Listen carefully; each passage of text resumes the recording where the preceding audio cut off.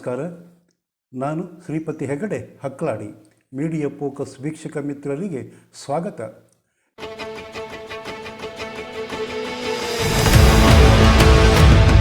ಜಗತ್ತಿನ ದೊಡ್ಡಣ್ಣ 23 ವರ್ಷ ನಿರಂತರ ಪುಟ್ಟ ದೇಶ ವಿಯೆಟ್ನಾಂ ವಿರುದ್ಧ ಅಮೇರಿಕ ಹೋರಾಟ ಮಾಡಿತು.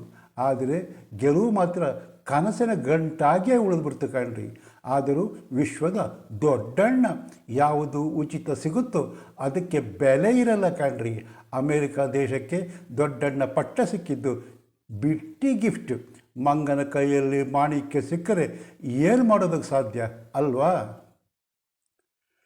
ಇನ್ನು ತಲೆಗೆ ನೀರು ಹಾಕ್ಕೊಂಡ್ರೆ ಅದು ಬರೋದು ಕಾಲಿಗೆ. ಚೀನಾ ಮತ್ತು ಪಾಕಿಸ್ತಾನಕ್ಕೆ ಈ ಮಾತು ಅನ್ವಯಿಸುತ್ತೆ. ಅದೇ ವಿಶ್ವಸಂಸ್ಥೆ ಭದ್ರತಾ ಮಂಡಳಿ ಸಭೆಯಲ್ಲಿ ಪಾಕಿಸ್ತಾನ ಸಾಕುತ್ತಿರುವ ಭಯೋತ್ಪಾದಕ ಸಂಘಟನೆ ಟೆರರ್ ಲಿಸ್ಟಿಗೆ ಸೇರಿಸೋದಕ್ಕೆ ಭಾರತ ಒತ್ತಡ ಹಾಕಿದರೆ ಅದೇ ಚೀನಾ ಪಾಕಿಸ್ತಾನ ಅಡ್ಡಗಾಲು. ಪಾಕಿಸ್ತಾನವಂತೂ ಅಯ್ಯಯ್ಯೋ ನಮ್ಮಲ್ಲಿ ಭಯೋತ್ಪಾದಕರ ಇಲ್ಲಪ್ಪ, ಎಲ್ಲ ಶಾಂತಿ ದೂತರು, ಅವ್ರ ಕೈಯಲ್ಲಿ ಬಾಂಬ್ ಇರುತ್ತಾ? ಇಲ್ಲಪ್ಪ, ಗುಲಾಬಿ ಅಂತು. ಅದಕ್ಕೆ ನಾನು ಮೇಲೆ ಹೇಳಿದ್ದು ತಲೆಗೆ ನೀರು ಹಾಕಿದರೆ ಅದು ಕಾಲಿಗೆ ಬರುತ್ತೆ ಅಂತ. ಮಾತಿಗೆ ಫಿಲ್ಟರ್ ಇಲ್ಲವ ಮಾತನಾಡುವ ಹರುಕು ಬಾಯಿ ಟ್ರಂಪ್.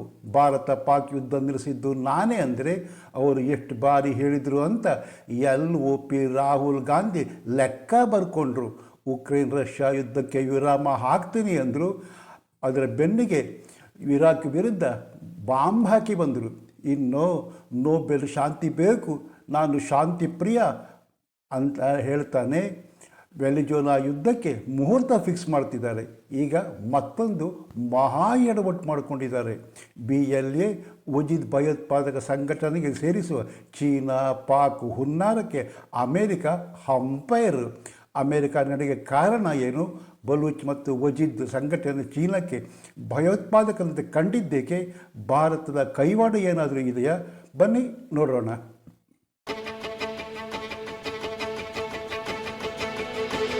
UN 1267 ಆಡಳಿತದ ಅಡಿಯಲ್ಲಿ ಬಲೂಚಿಸ್ತಾನ್ ರೆಬಲ್ಯೂಷನ್ ಆರ್ಮಿ ಅಂದರೆ BLA ಮತ್ತು ಅದರ ಆತ್ಮಹತ್ಯೆ ವಿಭಾಗದ ವಜೀದ್ ಬ್ರಿಗೇಡ್ಗೆ ನಿರ್ಬಂಧ ಹೇರುವ ಚೀನಾ ಪಾಕ್ ಜಂಟಿ ಪ್ರಯತ್ನಕ್ಕೆ ಅಮೇರಿಕ ತಣ್ಣೀರು ಸುರಿದಿದೆ. ಕಾರಣ ಸಾಕ್ಷ್ಯಾಧಾರಗಳ ಕೊರತೆ. BLA ವಜೀದ್ ಭಯೋತ್ಪಾದಕ ಸಂಘಟನೆ ಅಂತ ಪ್ರೂಫ್ ಮಾಡೋದು ಅಷ್ಟೇ, ಸಾಕ್ಷಿ ಇಲ್ವಂತಾರೆ. ವಿಶ್ವದ ದೊಡ್ಡಣ್ಣ ಮತ್ತೊಂದು ಕಳ್ಳಾಟ ಬಯಲು. ವಿಶ್ವಸಂಸ್ಥೆಯಲ್ಲಿ ಬಲೂಚ್ ಲಿಬರೇಷನ್ ಆರ್ಮಿ ನಿರ್ಬಂಧಿಸಿ ಪಾಕ್ ಚೀನಾ ಪ್ರಯತ್ನಕ್ಕೆ ಅಮೇರಿಕ ಅಡ್ಡಗೋಡೆ.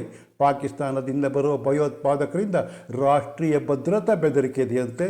ತಾಲಿಬಾನ್ ನೇತೃತ್ವದ ಆಫ್ಘಾನ್ ಸರ್ಕಾರ ಅಂತಾರಾಷ್ಟ್ರೀಯ ಭಯೋತ್ಪಾದನಾ ನಿಗ್ರಹ ಬದ್ಧತೆ ಪೂರೈಸೋದಿಲ್ವಂತೆ. ಯಾವ ಕಡೆಯಿಂದ ನಗಬೇಕ್ರಿ? ಪಾಕಿಸ್ತಾನವೇ ಭಯೋತ್ಪಾದಕರನ್ನು ಸಾಕಿ ಸರುತ್ತಾ ಇದೆ, ಅಫ್ಘಾನಿಸ್ತಾನ ಕಡೆಗೆ ಬೊಟ್ಟು ಮಾಡ್ತಿದೆ. ಅದೇ ತನ್ನ ಕಾಲು ಬಳಿ ಆನೆ ಸತ್ತಿದ್ರು, ನಾತ ಬರ್ತಾ ಇದ್ದರು, ನಿನ್ನ ಕಾಲು ಬಳಿ ನೊಣ ಸತ್ತಿದೆ ಅಂತ ಹೇಳ್ತಾರಲ್ಲ, ಆ ಪರಿಸ್ಥಿತಿ ಆಯಿತು ಪಾಕಿಸ್ತಾನದ ಕತೆ. ಪಾಕಿಸ್ತಾನ ಮತ್ತು ಚೀನಾ ಜಂಟಿಯಾಗಿ 1267 ನಿರ್ಬಂಧಗಳ ಸಮಿತಿಗೆ BLA ಮತ್ತು ವಜೀದ್ ಬ್ರಿಗೇಡ್ ಭಯೋತ್ಪಾದಕ ಪಟ್ಟ ಕಟ್ಟುವಂತೆ ವಿನಂತಿ ಸಲ್ಲಿಸಿತ್ತು. ಭಯೋತ್ಪಾದಕ ಚಟುವಟಿಕೆ ನಿಗ್ರಹಿಸಲು ಮಂಡಳಿ ತ್ವರಿತ ಕ್ರಮ ತೆಗೆದುತ್ತಾರೆ ಅಂತ ಪಾಕಿಸ್ತಾನದ ಅಹಮದ್ UN ಭದ್ರತಾ ಮಂಡಳಿ ಸಭೆಯಲ್ಲಿ ಹೇಳಿದ್ದಾರೆ. ಪಾಕು ಚೀನಾ ಬೇಡಿಕೆಗೆ ಸಾಕ್ಷಿ ಕೊರತೆಯಿಂದ ಅಮೇರಿಕ ಕಳೆದ ತಿಂಗಳು BLA ವಜೀದ್ ಬ್ರಿಗೇಡ್ ವಿದೇಶಿ ಭಯೋತ್ಪಾದಕ ಸಂಘಟನೆ ಅಂತ ಘೋಷಣೆ ಮಾಡಿದೆ.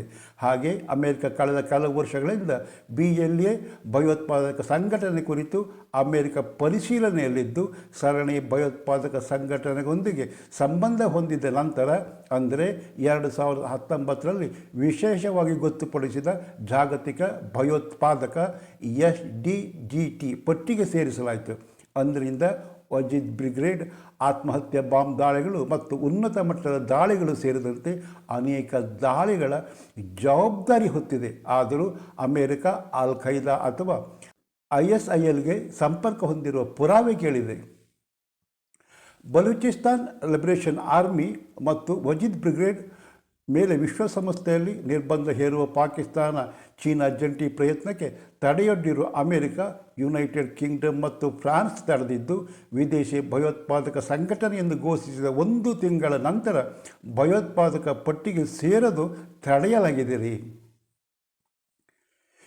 UN 1267 ಆಡಳಿತ 1999ರ UN ಭದ್ರತಾ ಮಂಡಳಿ ನಿರ್ಣಯ 1267 ಉಲ್ಲೇಖಿಸುತ್ತೆ. 1267 ಅಂದರೆ ವಿಶ್ವಸಂಸ್ಥೆ ಭದ್ರತಾ ಮಂಡಳಿ UNSC ಸ್ಥಾಪಿತ ಸಮಿತಿ.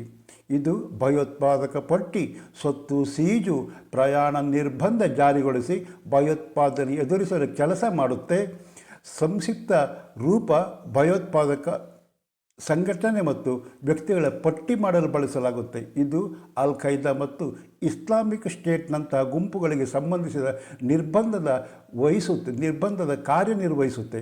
1999ರಲ್ಲಿ ತಾಲಿಬಾನ್ ಒಸಾಮಾ ಬಿನ್ ಲಾಡೆನ್ ಜೊತೆ ವ್ಯವಹರಿಸುವವರಿಗೆ ಕಟ್ಟುನಿಟ್ಟಿನ ಕ್ರಮ ವಿಧಿಸಲು ಇದನ್ನು ಸ್ಥಾಪಿಸಲಾಯಿತು.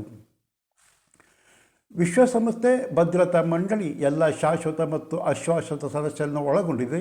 ಭಯೋತ್ಪಾದಕರ ಪಟ್ಟಿ, ಅವರ ಆಸ್ತಿ ಘನೀಕರಣ, ಅವರ ಚಲನವಲನ ಮಿತಿಗೊಳಿಸುವ ಪ್ರಯಾಣ ನಿರ್ಬಂಧ ವಿಧಿಸೋದು ಸಮಿತಿ ಕೆಲಸ.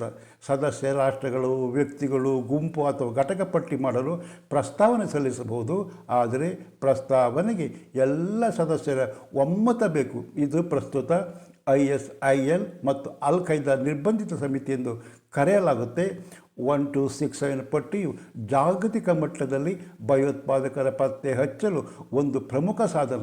ಸಂಕ್ಷಿಪ್ತವಾಗಿ ಹೇಳೋದಾದರೆ 1267 ಭಯೋತ್ಪಾದಕ ವಿರುದ್ಧ ಕ್ರಮ ತೆಗೆದುಕೊಳ್ಳಲು ವಿಶ್ವಸಂಸ್ಥೆ ಸೃಷ್ಟಿಸಿದ ಒಂದು ನಿರ್ಬಂಧಗಳ ವ್ಯವಸ್ಥೆಯ ಸಂಕೇತ. ಅಲ್ ಖೈದಾ, ತಾಲಿಬಾನ್ ಮತ್ತು Islamic state of Iraq, Islamic state ಅಥವಾ ISIS ಒಂದು ಜಾಗತಿಕ ಉಗ್ರವಾದಿ ಸಂಘಟನೆಗೆ ಇನ್ನೊಂದು ಹೆಸರು IACIL. ಜಗತ್ತಿನ ಅತ್ಯಂತ ಕ್ರೂರ ಸಂಘಟನೆ ಕಂಡ್ರಿ ಇದು. ಚೀನಾಕ್ಕೆ ಮುಸ್ಲಿಂ ಕಂಟ್ರಿ ಬಗ್ಗೆ ಪ್ರೀತಿ ಉಕ್ಕಿರೋದು ಹಿಂದೆ ರಾಜಕೀಯ ಲೆಕ್ಕಾಚಾರ ಇದೆ. ಯಾವ ದೇಶವೂ ರಾಜಕೀಯ ಉದ್ದೇಶ ಇಲ್ಲದೆ ಕೆಲಸ ಮಾಡಲ್ಲ ರೀ. ಚೀನಾ ಲಾಭವಿಲ್ಲದೆ ಬಲೂಚ್ ಹೋರಾಟಗಾರರ ವಿರುದ್ಧ ಭಯೋತ್ಪಾದಕ ಪಟ್ಟಿ ಕಟ್ಟಲು ಹೊರಟಿಲ್ಲ. ಬೆಲ್ಟ್ ಆ್ಯಂಡ್ ರೋಡ್, ಗೋದರ್ ಬಂದರ್ ಅಂತ ಸಿಕ್ಕಾಪಟ್ಟೆ ಚೀನಾ ಇನ್ವೆಸ್ಟ್ ಮಾಡಿದೆ. BLA ಚೀನಾ ಆಶಯಕ್ಕೆ ಅಡ್ಡಗೋಡೆ. ಪಾಕಿಸ್ತಾನ ಕಾರ್ಮಿಕರಿಗೆ ರಕ್ಷಣೆ ಕೊಡೋದಿರಲಿ, ಅವರ ಸೈನಿಕರಿಗೂ ರಕ್ಷಣೆ ಇಲ್ಲ ರೀ. ಚೀನಾ ಹಾಕಿದ ಬಂಡವಾಳ ಉಳಿಸಿಕೊಳ್ಳೋದಕ್ಕೆ ಬಲೂಚ್ ಹೋರಾಟಗಾರರ ಭಯೋತ್ಪಾದಕ ಪಟ್ಟಿ ಸೇರಿಸಿ ಬೇಳೆ ಬೇಯಿಸಿಕೊಳ್ಳೋ ಹುನ್ನಾರಕ್ಕೆ ಹಿನ್ನಡೆ. ಅದೇ ಚೀನಾದಲ್ಲಿ ಉಯ್ಗರ್ ಮುಸ್ಲಿಂ ಕತೆ ಗೊತ್ತಾ?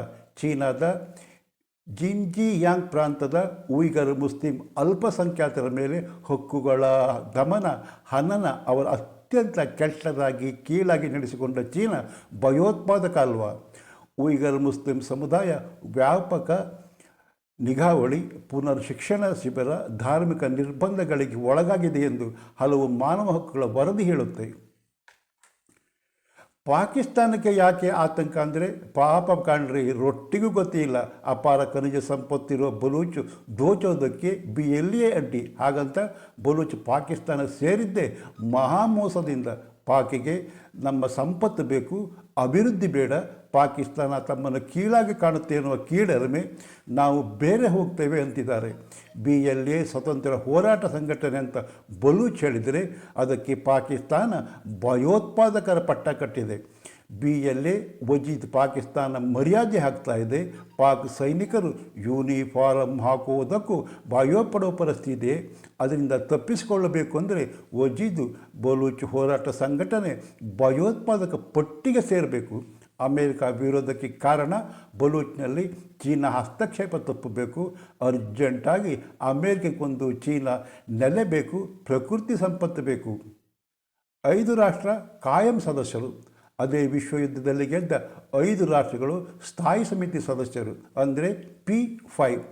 10 ತಾತ್ಕಾಲಿಕ ಸದಸ್ಯರು, ಸುರಕ್ಷಾ ಮಂಡಳಿಯ ಒಟ್ಟು 15 ಸದಸ್ಯರು, 5 ಸ್ಥಾಯಿ ಸಮಿತಿ ಸದಸ್ಯ ರಾಷ್ಟ್ರ ಅಂದರೆ America, Russia, China, France, Britain ಇವರಿಗೆ ವೀಟೋ ಪವರ್ ಇದ್ದು ಯಾವುದೇ ನಿರ್ಣಯ ತಡೆಯಲು ಬಳಸಿಕೊಳ್ತಾರೆ. 10 ತಾತ್ಕಾಲಿಕ ಸದಸ್ಯರು ಪ್ರತಿ 2 ವರ್ಷ ಅವಧಿಗೆ ಸಾಮಾನ್ಯ ಸಭೆ ಆಯ್ಕೆ ಮಾಡುತ್ತೆ. ಇವರಿಗೆ ವೀಟೋ ಹಕ್ಕಿಲ್ಲ. ಆದರೆ UNSC ಮಟ್ಟದಲ್ಲಿ ನೇರ 1 to 6 ಸಮಿತಿ ಸಂಪರ್ಕವಿಲ್ಲ. ಅದು ಮಾನವ ಹಕ್ಕು, ಜನಾಂಗೀಯ ಹಕ್ಕುಗಳ ವಿಭಾಗದಲ್ಲಿ ಚರ್ಚೆ ಮಾಡುತ್ತೆ. ಪಾಕಿಸ್ತಾನ ಉಗ್ರ ಸಂಘಟನೆಗಳ ವಿರುದ್ಧ ಭಾರತ ಪಾಶ್ಚಿಮಾತ್ಯ ರಾಷ್ಟ್ರಗಳ ಪ್ರಸ್ತಾಪ ಮಾಡಿದಾಗ ಜೈಷ್-ಇ-ಮೊಹಮ್ಮದ್ ಮುಖ್ಯಸ್ಥ ಮೊಹಮ್ಮದ್ ಅಜರ್ ಭಯೋತ್ಪಾದಕ ಪಟ್ಟಿ ವಿರುದ್ಧ ಚೀನಾ ಹಲವು ಬಾರಿ ಟೆಕ್ನಿಕಲ್ ಹೋಲ್ಡ್ ಅಬ್ಜೆಕ್ಷನ್ ಮಾಡಿತ್ತು. ಆದರೆ ಈ ವಿಷಯದಲ್ಲಿ ಚೀನಾ ಸ್ವತಃ ಪಾಕಿಸ್ತಾನ ಜೊತೆಗೂಡಿ ನಿರ್ಬಂಧ ಪ್ರಸ್ತಾಪಿಸುತ್ತೆ. ಯಾಕೆ ಅಂದರೆ BLA ದಾಳಿ ಚೀನಾದ CPIC ಅಂದರೆ ಚೀನಾ ಪಾಕಿಸ್ತಾನ ಎಕನಾಮಿಕ್ ಕಾರಿಡಾರ್ ಈ ಯೋಜನೆಗಳ ಮೇಲೆ ನೇರ ಬೆದರಿಕೆ. BLA ಬಲೂಚಿಸ್ತಾನದಲ್ಲಿ ಚೀನಾದ ಹೂಡಿಕೆ ಮತ್ತು ಪಾಕಿಸ್ತಾನ ಸೇನೆ ಪ್ರವೇಶಕ್ಕೆ ವಿರೋಧಿಸುತ್ತೆ. Wajid brigade Chinese engineer Pakistani ಭದ್ರತಾ ಪಡೆಗಳ ಮೇಲೆ ಹಲವಾರು ದಾಳಿ ನಡೆಸಿದೆ. ಪಾಕಿಸ್ತಾನ ಚೀನಾಕ್ಕೆ ಬಲೂಚಿಸ್ತಾನದ ಹಿಂಸಾಚಾರ ಭದ್ರತೆ ಆರ್ಥಿಕ ಸಮಸ್ಯೆ ತರ್ತಾ ಇದೆ.